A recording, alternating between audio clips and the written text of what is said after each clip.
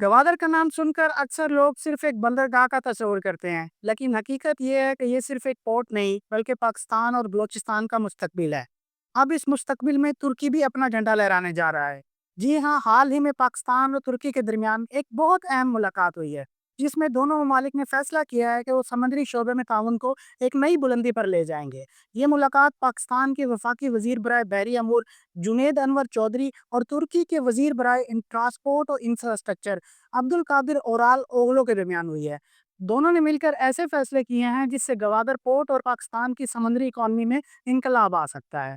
अब आप सोच रहे होंगे कौन से फैसले, तो सुनिए। सबसे पहला बड़ा कदम यह है कि पाकिस्तान और तुर्की के दरमियान फेरी सर्विस शुरू करने की तैयारी हो रही है। यानी मुस्तकबिल में कराची, गवादर और तुर्की के बंदरगाहों के दरमियान बराह रास्त समुद्री राब्ते मुमकिन हो सकेंगे, जो ट्रेड, टूरिज्म और शिपिंग इंडस्ट्री के लिए एक नया दरवाजा खोल देंगे। दूसरा सबसे बड़ा फैसला ये है कि तुर्की ने ऐलान किया है कि वो गवादर पोर्ट, शिप बिल्डिंग और शिप रिपेयरिंग इंडस्ट्री में सरमायाकारी करेगा। मतलब ये कि वो सिर्फ टूरिज्म नहीं बल्कि इंडस्ट्रियल साइट पर भी दिलचस्पी रखता है। इसके साथ तीसरा बड़ा फैसला ये है कि पाकिस्तान ने तुर्की को दावत दी है कि वो गवादर में माहीगीरी और सी फूड प्रोसेसिंग यूनिट्स लगाएगा। इससे एक तरफ रोजगार के तो मौके पैदा होंगे, दूसरी तरफ पाकिस्तान भी अपनी फिश एक्सपोर्ट को आलमी सतह तक बढ़ा सकता है।